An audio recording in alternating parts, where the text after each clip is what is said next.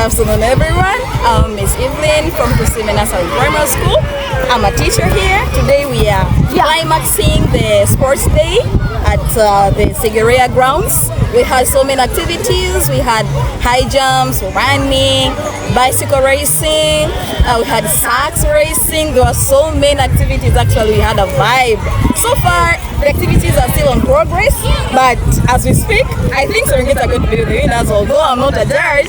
But according to how we see, things are very, very, very hot Serengeti. I think we are going to win. I'm not a Serengeti member. I'm in House of Kilimanjaro, but we hope for the best. Welcome. You enjoy your day. Hello everyone, my name is Saron. I study at Tusiime Primary School. We are here in Segerea Seminary Grounds to participate in sports. This place is more fun, so I'm advising you to come in this and have sports in this place. Thank you.